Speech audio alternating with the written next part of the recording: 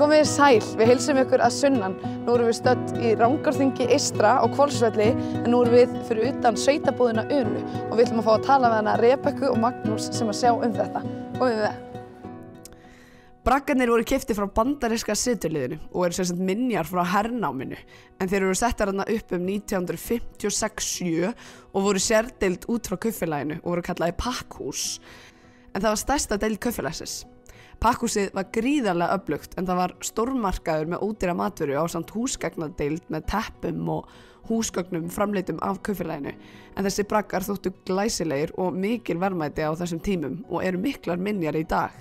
En nú er búið að fjarlægja 2 og fólk sér mikið eftir þeim. Sveitabúðin Una er falleg gjafavöruverslun sem hefur verið starfrækt þar við góðan orðstír í 7 ár. Að verslunin leggur megin áherslu á íslenska framleiðslu og eru 150 manns að selja íslenska vörur. Ýmist minjagripi fyrir ferðamenn, fallega gjafavöru og leikföng fyrir heimamenn, en svo eru þau með kjöt beint frá býli og hágæða íslenska matvöru. Hjónin Rebekka Katrínardóttir og Magnús Haraldsson hafa rekið verslunina síðastliðin 5 ár og gert úr henni heilmikið síðan þá og fengu í annað sinn viðurkenningu frá Reykjavík Grapevine fyrir bestu verslun á Suðurlandi.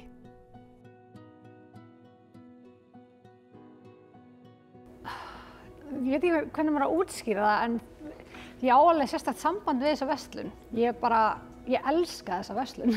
Ég elska að vera hérna og ég elska að geta þjónustað fólki á svæðinu og bara vera með allar þessar fallegu vörur sem fólk er að búa til.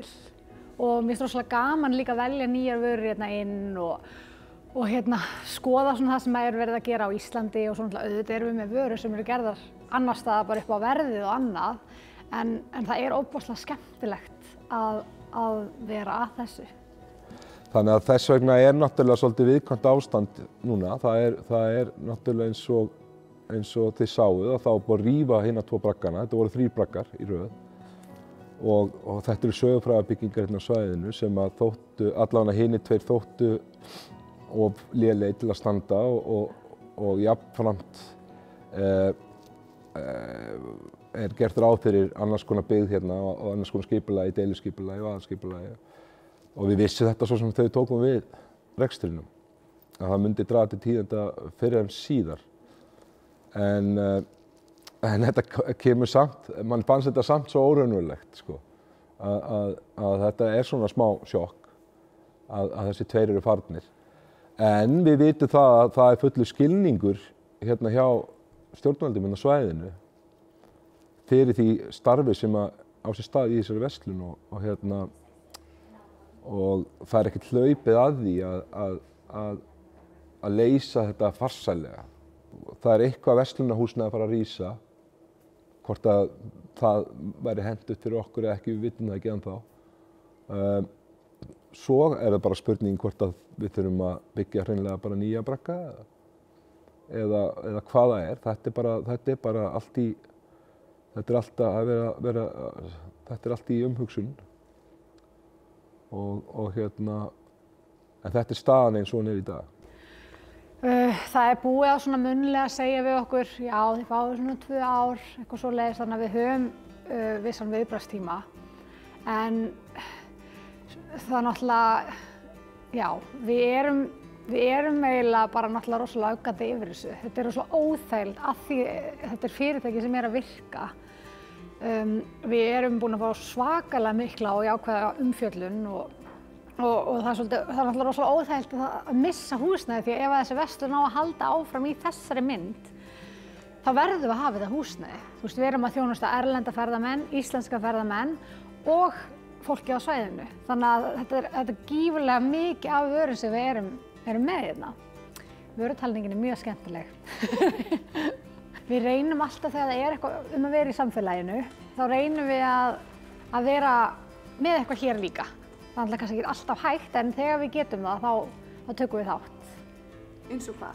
Eins og kjötsúpuhátíðinni til dæmis, þá erum við yfirleitt með eitthvað svona skemmtilegt erum að gefa fólki að smakka af einhverju eða eitthvað og höfum verið með tónleika hérna. Það var æðislegt síðast, Gítar Ísland komu og það var bara full verslun, það voru bara allir hérna, það var bara geggjað, ég held að ég hafi haldið svona klukkutíma langa tónleika, það var svo mikið stemming þegar bara hætti ekkert. Og svo jólin ætlum við núna aftur að vera með risastórt jólatré og erum bara byrjað að hugsa hvað við ætlum að fá það. Og verðum með líklegast aftur í ár samkeppni besta jólaskrauti, svona að krakkarnir koma og gefa jólaskraut og setja nafn í pott og svo drögum við og það er verðlaun og svona, þannig að þetta er alltaf mjög gaman að geta tekið þátt, þú veist, í samfélaginu okkar.